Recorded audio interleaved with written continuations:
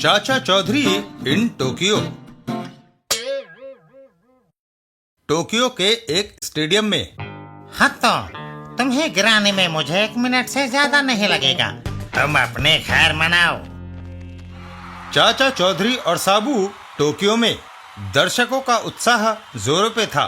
मारो मारो मारो मारो मारो। हत्तो एक दाव लगाता है। तुम मेरी पकड़ में आ गए। और दूसरे पहलवान को वह पटक देता है। ये तुम चित। हाँ तो नेशनल हीरो। वाह, देश का सर्वोत्तम हीरो। चाचा चौधरी और साबू शहर घूमते हैं। चाचा जी, टोक्यो एशिया का समृद्ध और भव्य देश है। साबू, यह जापानियों की कड़ी मेहनत और आर्थिक सूझबूझ का नतीजा है। कुछ दूर पर। ओनो, मैं तुमसे प्यार करता हूँ। हीरो, मैं भी तुम्हें चाहती हूँ। तो फिर क्यों ना हम शादी कर ले? मैं अपनी माँ से बात करूँगी। ओनो, तुम मेरे सिवा किसी और की नहीं हो सकती। हत्तो, मैं अगर शादी करूँगी तो हीरो से।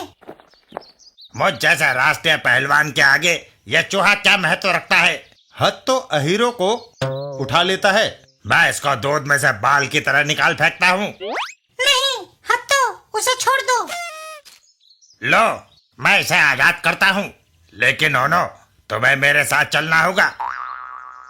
वह दोनों एक मकान में घुस जाते हैं। मकान के अंदर आ जाओ। बाहर हत्तो। बंद दरवाजा मुझे नहीं रोक सकता। हत्तो एक ही वार में दरवाजा तोड़ देता है। मुझे सोचने का मौका दो। मैं तुम्हें 1 दिन देता हूँ। अगर तुम मेरे साथ शादी करने को राजी नहीं हुई तो मैं तुम्हें उठा कर ले जाऊंगा। हम कोई रास्ता निकाल लेंगे। भारत से एक दानिशमंद चाचा चौधरी यहाँ आया है, मैं उससे मदद लेती हूँ। चाचा चौधरी। चाचा चौधरी, पहलवान हत्तो मेरा अपहरण करना चाहता है। मुझे तुम्हारी सहायता चाहिए। हत्तो तुम्हारी सैंडल भी नहीं ले जा सकता। हत्तो खूंखार आदमी है, उससे पूरा शहर डरता है। तुम इस पचड़े में ना पड़ो तो अच्छा है। मेरे रहते किसी महिला के साथ ज्यादती नहीं होगी। चाचा चौधरी ओनो के साथ चल देते हैं। आओ चलें।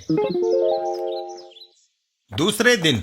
मोटे, ओनो की रक्षा का भार मैंने अपने ऊपर लिया है, सो इस मकान के करीब ना आना। चूहा हाथी को ललकारता है। तुम हाथी सही, पर मुझे ये खंबा बचाएगा। पहले मैं तुम्हारी रक्षा को ही तोड़ता हूँ। हत्तो के एक ही वार में खंबा टेढ़ा हो जाता है और उस पे बंधा वजन हत्तो के सिर पे आ गिरता है।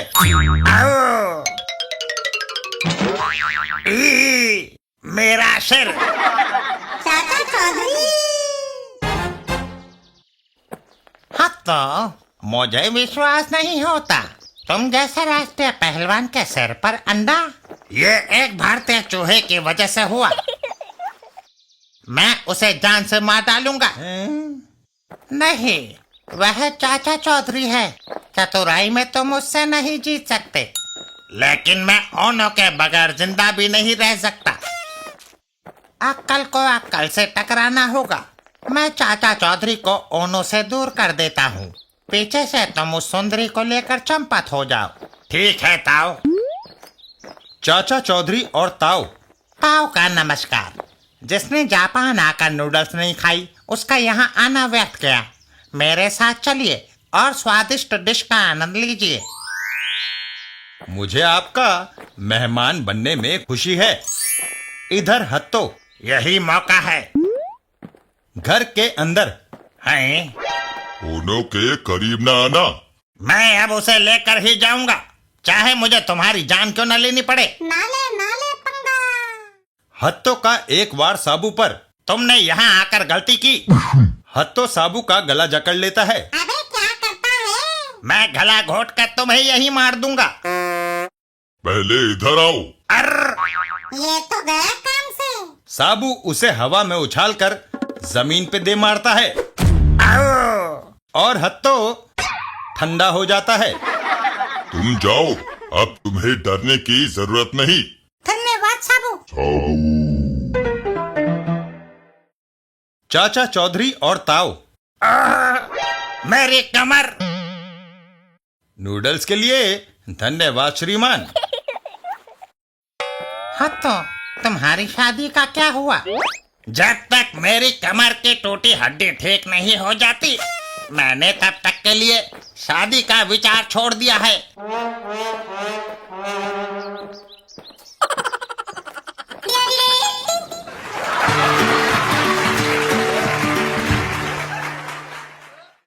चाचा चौधरी और गगोल की चाल।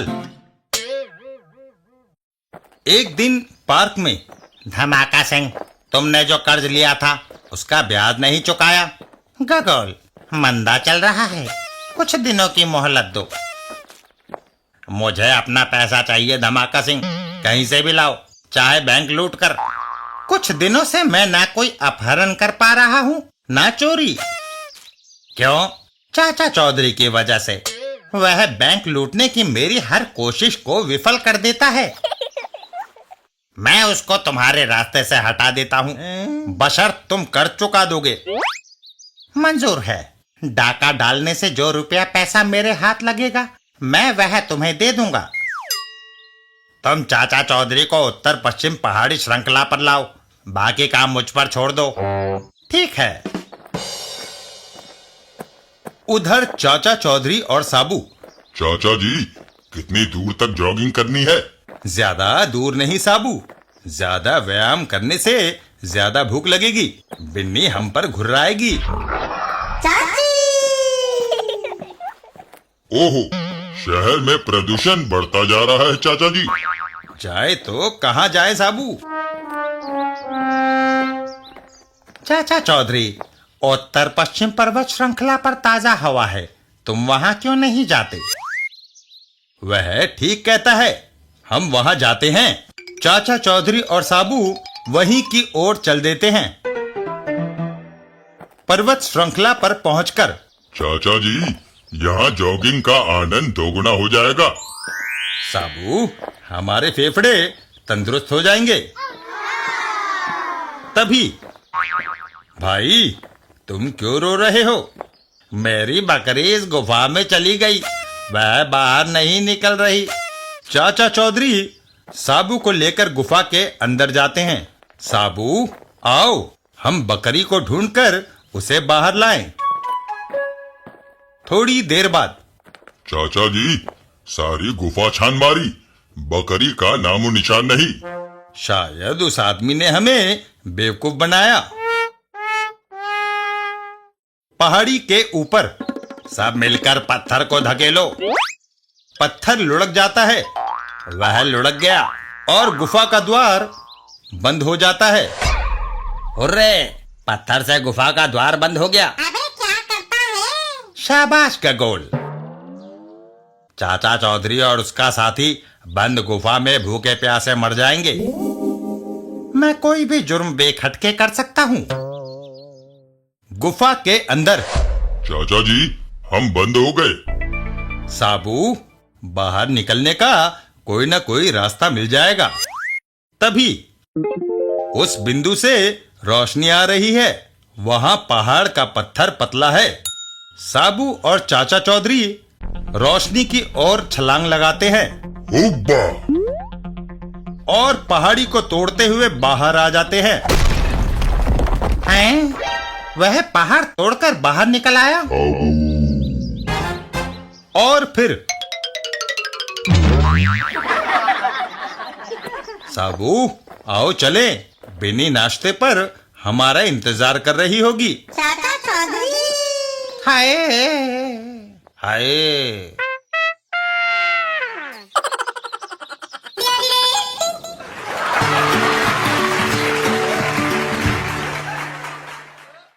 चाचा चौधरी और नोटों से भरा बैग। एक दिन एक बैंक के कैश काउंटर पर। लीजिए, पूरा 1,00,000 रुपया। धन्यवाद मिसेस बापट। वह आदमी रुपया लेकर बाहर निकल आता है। मुझे जल्दी मिल पहुंचना चाहिए। मजदूरों को तनख्वाह समय पर मिलनी चाहिए। वे महीना भर मेरी मिल में कड़ी मेहनत करते हैं। रास्ते में हैं? पुल पर ट्रक बीचों बीच खड़ा है।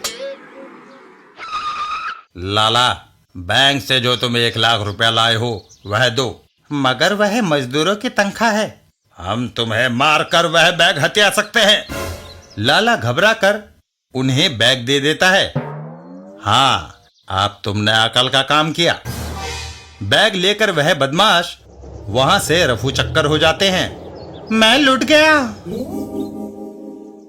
रुको, ट्रक ड्राइवर मेरा नोटों से भरा बैग लेकर चंपत हो गया। गाड़ी का नंबर 57334। फिक्र ना करो, मैं आगे चौकी पर ट्रक का नंबर फ्लैश करता हूँ, पुलिस उसे रोक लेगी।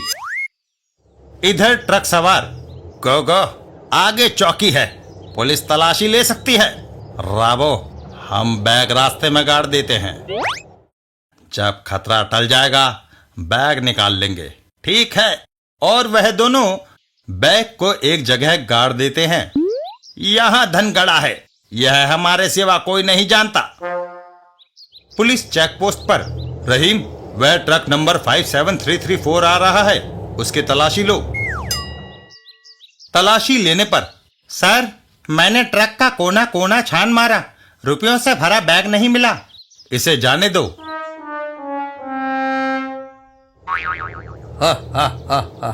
गो, तुम्हारा जवाब नहीं।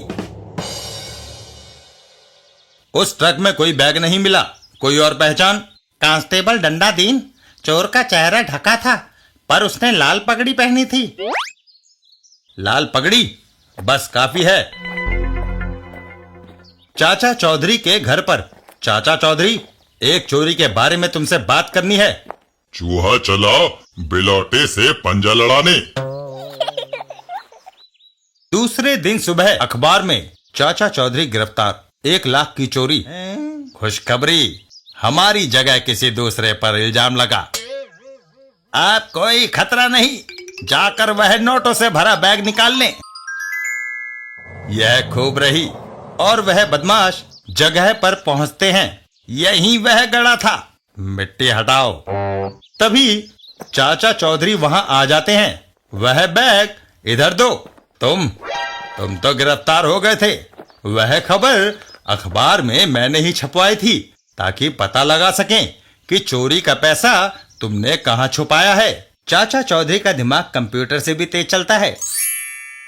जो ही तुम अपने घर से निकले, हम तुम्हारे पीछे पीछे चले आए। तभी बदमाश ने बंदूक निकाल ली। तुम सबके मौत मेरे हाथों लिखी है। हवलदार डंडा दीन, धड़ा आओ। और फिर चलो कुछ दिन बड़े घर की हवा खाओ। चाचा चौधरी।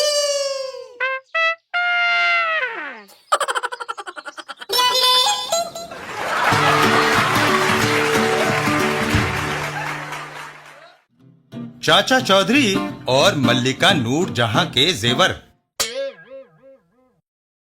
एक दिन एक जगह पर। बियामा, हम यहाँ क्यों आए हैं? देव, ये एक म्यूजियम है, यहाँ बहुमूल्य जेवरात रखे हैं। अगर हम उन्हें चुराने में कामयाब हो गए तो हम अमीर हो जाएंगे। उस पेड़ की टहनी म्यूजियम की छत पर लटकती है। वह पेड़ पर चढ़ जाते हैं। वहां तक जाने का रास्ता मुझे मिल गया। कूदो। और फिर यह सीढ़ियां हमें उस कमरे तक ले जाएंगी जहां मल्लिका नूरजहां के बहुमूल्य जेवर रखे हैं। वह नीचे उतर जाते हैं। वह रही हमारी किस्मत। वह केस को तोड़कर जेवर निकाल लेते हैं। बियामा, हम थैला तो लाए नहीं, इतने सारे जेवर कैसे ले जाओगे? गेट पर खड़े गार्ड ने देख लिया तो मुसीबत हो जाएगी।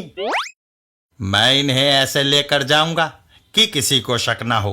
मैं पहले बाजीगर था और मेरे खेलों में से एक था पूरी तलवार निगलना। मैं इन जेवरों को भी पेट में डाल सकता हूं। इतना कहकर बियामा सारे जेवर अपने पेट में डाल लेता है। जब खतरा टल जाएगा आभूषणों को बाहर निकाल लूंगा। आओ चलें। म्यूजियम के बाहर गार्ड तुम कहाँ से आए? क्यों, क्या म्यूजियम की वस्तुओं को देखना जुर्म है? वह वहां पब्लिक के लिए रखी है। वह दोनों आगे चल देते हैं और गार्ड म्यूजियम के अंदर की ओर। मुझे शक है, अंदर जाकर देखना चाहिए। म्यूजियम के अंदर है बेगम नूरजहां के आभूषण गायब। रुको, नहीं तो गोली मार दूंगा। म्यूजियम में चोरी हुई है, तुम्हें तलाशी देनी होगी। तलाशी लेने पर देखो, हमारे पास कुछ नहीं है। हम शरीफ आदमी हैं। फिर वह कहाँ गए? तुम्हें चाचा चौधरी के पास चलना होगा। चाचा चौधरी, चाचा जी, म्यूजियम से जेवरात चोरी हुए हैं, मगर तलाशी लेने पर वह इनसे बरामद नहीं हुए। यह तो मशहूर जादूगर ब्यामा है, मैंने इसके करतब देखे हैं। हाँ, मैं शरीफ आदमी हूँ। कमाल है। तुम्हारे खेलों से साबू बहुत प्रभावित हुआ था। वह तुम्हारी पीठ थपथपाना चाहता है। वह ऐसा कर सकता है। अबे बच गए। साबू उसे हाथों में उठा लेता है। अर्र, ये क्या?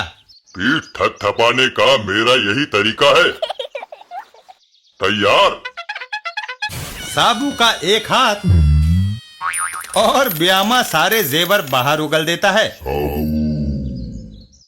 और नहीं साबू, सारे जेवरात बाहर आ गए। चाचा चौधरी, ये छुरी म्यूजियम की नहीं है।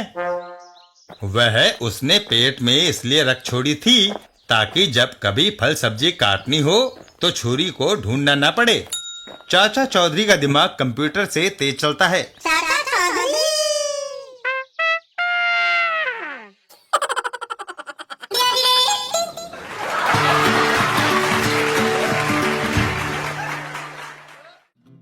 चाचा चौधरी दूध और पानी। एक दिन एक जगह पर। सेठानी राज्य लक्ष्मी, तुम्हें यहाँ आकर दूध लेने की क्या जरूरत है? ग्वाला वह तुम्हारे घर पहुँचा देता। मैं बिना मिलावट का दूध पीना पसंद करती हूँ। शायद यही तुम्हारी सेहत का राज है। मैंने आज तक सिर्फ शुद्ध दूध पिया है। अच्छा, चलते हैं, फिर मिलेंगे। घर पहुंचकर दूध रेफ्रिजरेटर में रख दूं? मालकिन ने दूध फ्रिज में रखा है, क्यों ना आधा मैं पी लूं? वह दूध गिलास में लेकर पी लेता है। मालकिन की तरह मेरी भी सेहत बन जाए। जितना दूध निकाला है उतना पानी मिला देना चाहिए। दूध में पानी मिलाकर वह उसे वापस फ्रिज के अंदर रख देता है। कमाल है। बर्तन वापस रेफ्रिजरेटर में रख देता हूँ, किसी को क्या पता चलेगा। कुछ देर बाद पीकू, मेरे दूध पीने का टाइम हो गया है। शंभू काका, मैं काम में लगा हूँ, मालकिन को दूध तुम दे आओ। अच्छा बीकू। राज्य लक्ष्मी दूध पीती है। उफ, मिलावटी दूध। मगर मालकिन, वह जैसा रेफ्रिजरेटर में पड़ा था मैं वैसा गिलास में डालकर ले आया। तुम में से दूध में पानी किसने मिलाया है? मैंने नहीं। हो सकता है भैंस ने पानी ज्यादा पी लिया हो, इसलिए दूध पतला हो गया हो। दूसरे दिन मैं चक्कर पता कर सकती हूँ कि आज भी दूध में मिलावट है। मगर मैंने उसमें कुछ नहीं मिलाया मालकिन। मैंने भी नहीं। तीसरे दिन राज्य लक्ष्मी, तुम्हारे दूध पीने के शौक की तारीफ करनी पड़ेगी। मगर चाचा चौधरी, आजकल मुझे वह शुद्ध पीने को नहीं मिल रहा। कोई चोरी से दूध पी जाता है और बचे दूध में पानी मिला देता है। वह दोनों राज्य लक्ष्मी के घर पहुंचते हैं। पता नहीं ऐसा कौन करता है। दूध रेफ्रिजरेटर में मैं रखता हूँ। चाचा चौधरी दूध को उबालते हैं। वह उबलने लग गया। उबलते दूध को चाचा चौधरी फ्रिज के अंदर रख देते हैं। अब इसे रेफ्रिजरेटर में रख दूं। तभी कोई आसपास नहीं है, दूध पिया जाए। वह फ्रिज खोलता है। आहा, वह रहा बर्तन में। और बर्तन उठाते ही गरम दूध से जल गया। हाय, वह रहा चोर। स्टील का बर्तन गर्म होने से उसके हाथ से छूट गया। मगर रेफ्रिजरेटर में रखने से दूध ठंडा क्यों नहीं हुआ? मैंने फ्रिज की बिजली की सप्लाई बंद कर दी थी। चाचा चौधरी।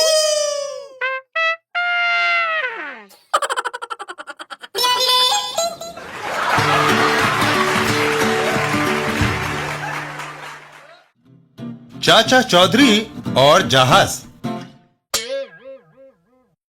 एक दिन समुद्र में। चाचा जी, समुद्र में नहाने का लुत्फ ही कुछ और है। हाँ साबू, तैराकी एक अच्छा व्यायाम भी है। वह दोनों बाहर निकल आते हैं। मंद मंद हवा मन को अच्छी लग रही है। किनारे पे बैठकर विश्राम करेंगे। और वह दोनों किनारे पर आराम करने लगते हैं। आज छुट्टी का दिन यहीं बिताया जाए। समुद्र में एक जहाज तेजी से आ रहा है। कैप्टन, मौसम खुला है। हाँ, लेकिन संभल कर, दूसरे जहाज भी समुद्र में तैर रहे हैं। यह विशाल जल है, कोई दिल्ली का भीड़ भरा बाजार नहीं जहां से गाड़ी निकालनी मुश्किल हो। तभी सामने देखो, दूसरा जहाज करीब से निकलना चाहता है। दोनों जहाजों की आपस में टक्कर हो जाती है। लोगों में भगदड़ मच जाती है। ओहो, हमारा जहाज क्षतिग्रस्त हुआ है। बचाओ! किनारे पर चाचा चौधरी और साबू। चाचा जी, देखो, उस जहाज में आग लगी है। साबू, हमें यात्रियों को बचाना चाहिए। इधर जहाज पर जहाज का फायर सिस्टम वह फेल हो गया है। फायर ब्रिगेड आ गई। हमारी गाड़ी समुद्र के बीच कैसे जाएगी? वहां तक पहुंचने के लिए स्टीमर की जरूरत होगी। तब तक जहाज जलकर राख हो जाएगा। जहाज पर आग की लपटें फैल रही हैं। बचाओ! साबू पानी डालने वाला पाइप उठाता है।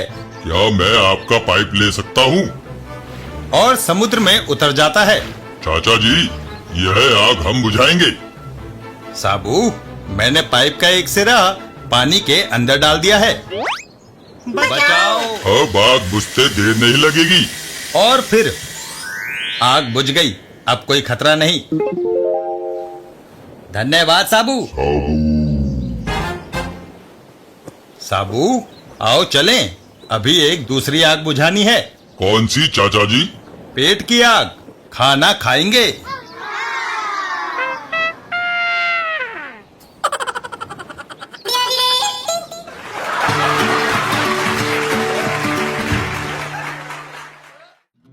चाचा चौधरी और बिनी का हार। एक दिन चाचा चौधरी के घर पर।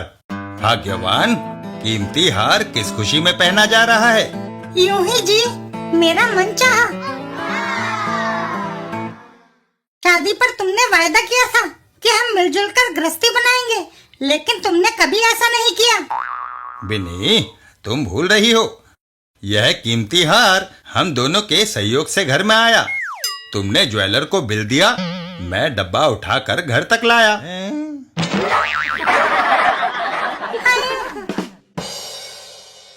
बिनी, चाय का टाइम हो गया है।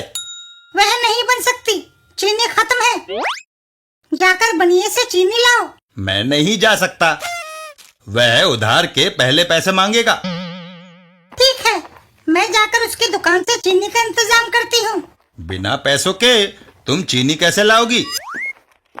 मैं बनिए से कहूँगी कि मैं उसकी चीनी चूहों से बचाने आई हूँ। तुम भला चीनी कैसे बचाओगी? जो चीनी बनिए से लाकर हम चाय में पी लेंगे, उसे चूहे कैसे खाएंगे? कुछ दूर जाने पर। बहन, मेरा पति मेरा फोटो खींचना चाहते हैं। थोड़ी देर के लिए क्या अपना खूबसूरत हार दोगी, ताकि उसे पहनकर मैं फोटो खिंचवा सकूं? क्यों नहीं? धन्यवाद, अब फोटो में मैं सुंदर लगूंगी। कैमरा क्लिक होता है और फिर रीता, आओ चलें। अरे, तुम मेरा हार वापस करना भूल गई। क्या बकती हो? जिसके गले में है, हार उसी का होता है। तुम्हारा बच्चा मेरे पास है। जब तक तुम हार नहीं लौटाती, यह मेरे पास रहेगा। इस बच्चे की माँ वो है। थोड़ी देर के लिए मैंने इससे मांग लिया था। कमाल है। मेरा बेटा। बिन्नी एक शीशी का ढक्कन खोलती है। आहा, भीनी भीनी खुशबू। अगर तुम्हें ये खुशबू पसंद है तो इत्र को तुम लगा सकती हो। धन्यवाद। मैंने इत्र गले पर लगा लिया। इसकी खुशबू कितनी मस्ती भरी है। तभी ओह, गले में खुजली। दरअसल वह खुशबूदार खुजली का लोशन था।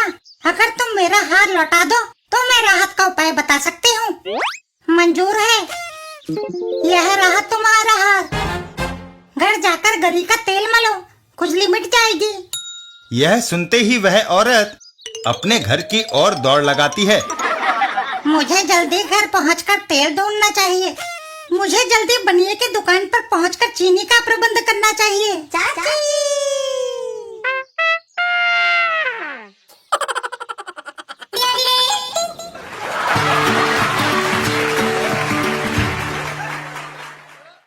चाचा चौधरी और अनोखा अपहरण।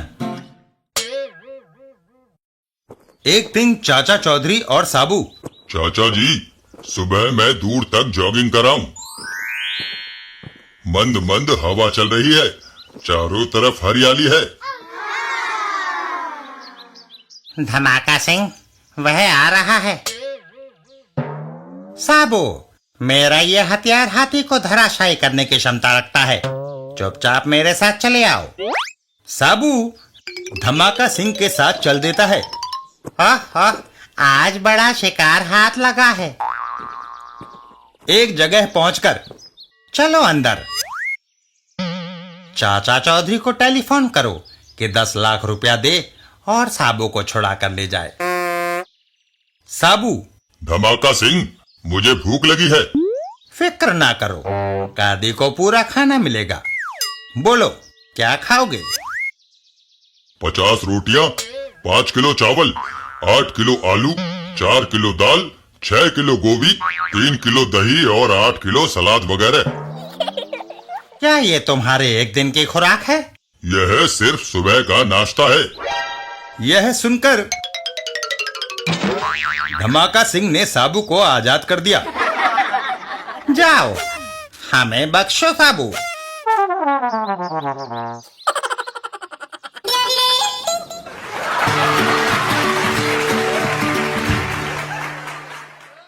चाचा चौधरी और गुरु बामा।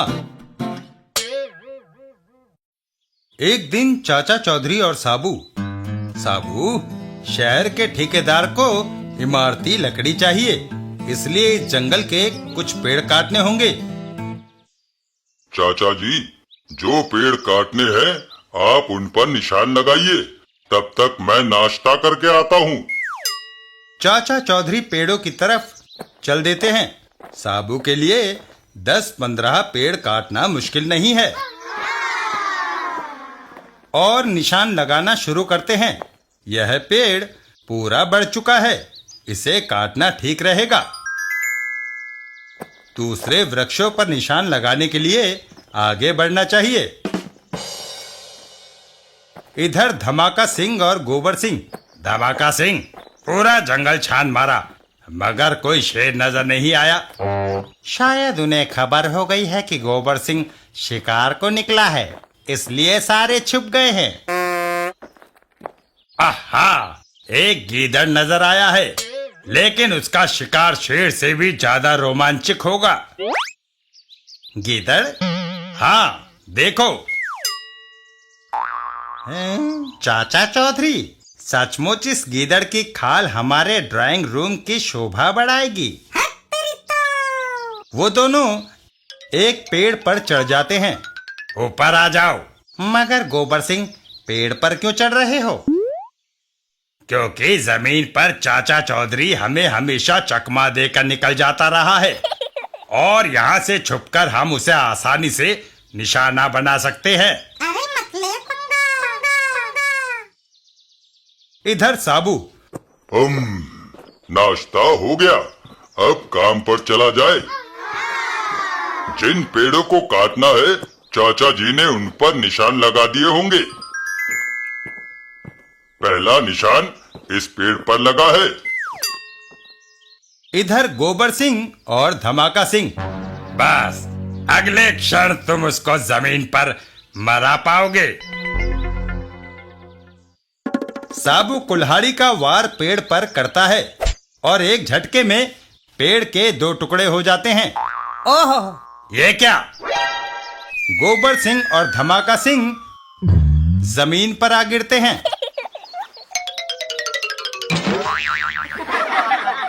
हाय, मेरी गर्दन! ओह, हम खुद ही शिकार हो गए। गुरु बामा, गोबर सिंह, लगता है कहीं से हजामत करा के आ रहे हो। हाँ गुरु बाबा, चाचा चौधरी को हम मारना चाहते थे, लेकिन उल्टा अपनी हड्डी पसली तुड़वा बैठे। दुश्मन को परास्त करने के लिए यह पिस्तौल ले जाओ। बामा, हम उस पर सारी पिस्तौलें और तोपें आजमा चुके हैं, हमेशा मुंह की खानी पड़ी। यह पिस्तौल आम नहीं, इसमें से गोली नहीं गैस निकलती है। फागो, इन्हें इसका प्रयोग कर कर दिखाओ। फागो बाहर चल देता है। आप लोग उस खिड़की से नजारा देखना। घर के बाहर, तांदो, मुझे सलाम करो। हो, क्या कभी तुमने हाथी को चूहे को सलाम करते देखा है? मोटे तरबूज, तुम्हारी ये हिम्मत, तुम्हें इसकी सजा मिलेगी। फागो उस पर गैस फायर कर देता है और पहलवान जमीन पर ढेर हो जाता है। देखो, गैस का धुआं छटते ही वह पहलवान जमीन पर गिर पड़ा। क्या वह मर गया? नहीं, ये गैस आदमी को आधे घंटे के लिए बेहोश कर देती है। तुम चाहो तो उस बेहोश आदमी का गला कुल्हाड़ी से काट सकते हो। गोबर सिंह और धमाका सिंह वहां से पिस्तौल लेकर चल देते हैं। ये लाजवाब चीज है, इससे हम साबू और चाचा चौधरी दोनों को बेहोश करके उनकी गर्दनें कुल्हाड़ी से काट देंगे। इधर चाचा चौधरी और साबू, चाचा जी, जितने पेड़ों पर आपने निशान लगाए थे वह सब काट दिए गए हैं। ठीक है साबू, इस जंगल की ताजी हवा में अब हम कुछ देर योगाभ्यास करेंगे। साबू, एक लंबी सांस लेनी होगी और जब तक मैं ना कहूं वायु को अंदर रोके रखना होगा। कितनी देर तक? 1 घंटा। है? इतनी देर? पुराने जमाने में ऋषि मुनि पूरे दिन तक सांस रोके रखते थे और लंबी उम्र जीते थे। धीरे धीरे लंबी सांस अंदर खींचो। खींच ली। रोको। इधर गोबर सिंह, बस ये तुम्हारी आखिरी सांस है। गोबर सिंह गैस फायर कर देता है। बेहोश होते ही मैं उनका सिर काट दूंगा। इधर गुरु बामा, फागो, अब तक गोबर सिंह के दुश्मन धराशायी हो गए होंगे। आओ चलकर देखें। जंगल में है? गोबर सिंह और उसका साथी दोनों बेहोश। हमसे गलती हो गई, हमने उन्हें संरक्षण मास्क नहीं दिए, जिससे गैस सांस द्वारा उनके अंदर चली गई। मगर ये दोनों क्यों नहीं बेहोश हुए? क्योंकि 1 घंटे तक हमने सांस रोकी हुई थी। मैं गैस की पिस्तौल से अभी तुम्हें बेहोश कर देता हूँ। साबू, सांस बाहर छोड़ो। साबू एक जोरदार सांस बाहर छोड़ता है और गुरु बामा फागो के साथ हवा में उड़ जाता है। है? चाचा चौधरी और साबू, आओ साबू, चलें, ठेकेदार से पेड़ काटने के पैसे लेने हैं।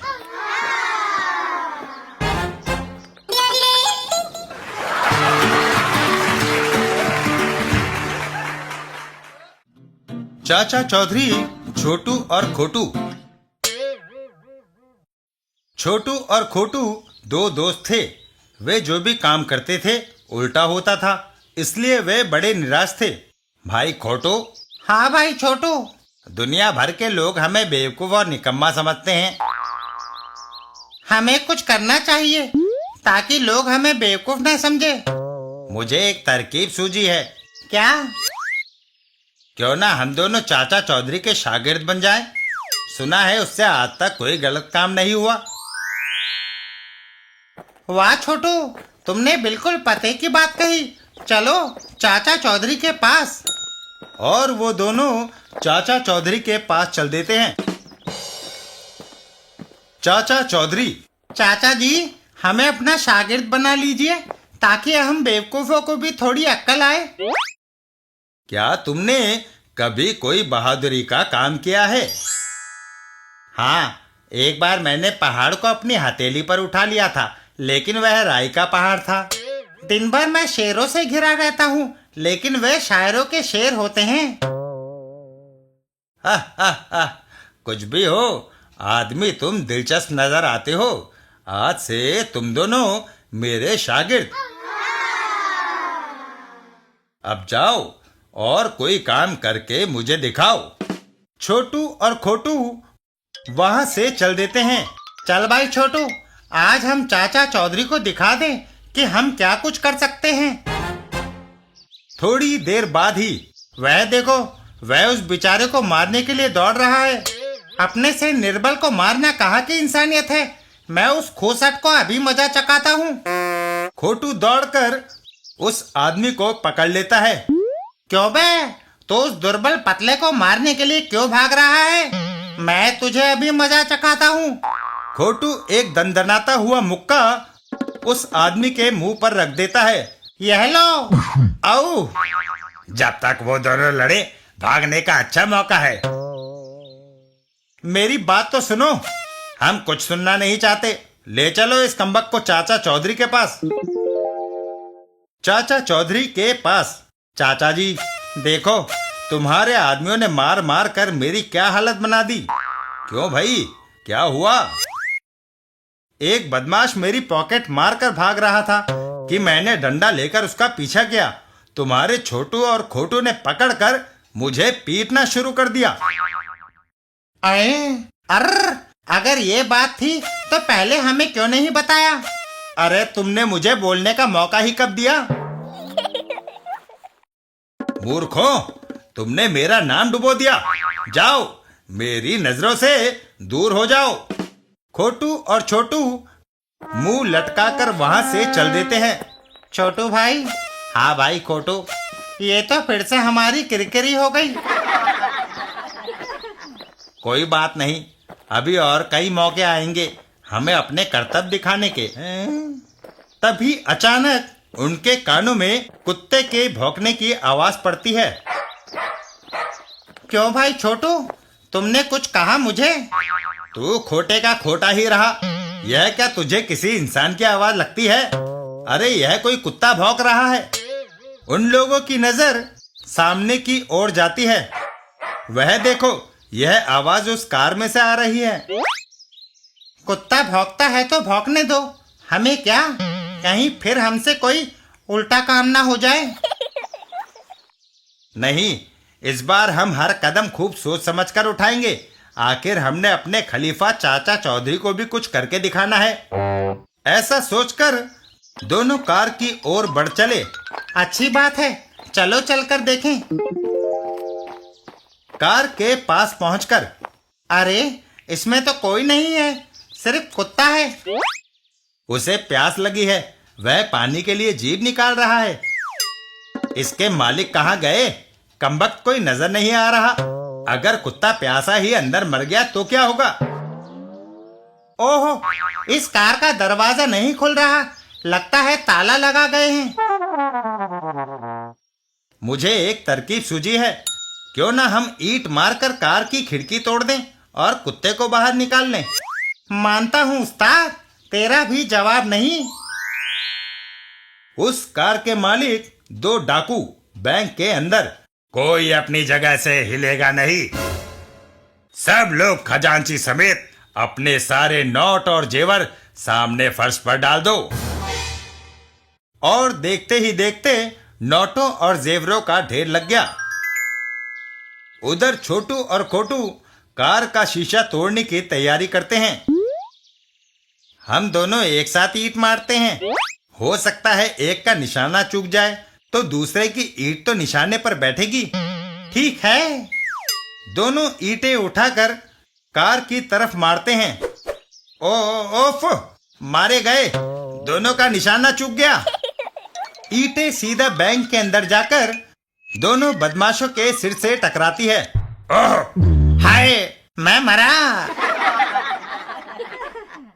अरे, फिर घोटाला हो गया छोटू। चलो उस बैंक के मैनेजर से माफी मांग ले। बैंक के अंदर अरे, यहाँ तो कुछ और ही माजरा है।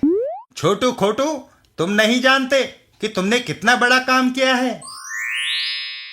तभी चाचा चौधरी चेक भुनाने उस बैंक में आते हैं और फिर, छोटू खोटू, मुझे मैनेजर साहब ने सब कुछ बता दिया है। मुझे तुम पर गर्व है।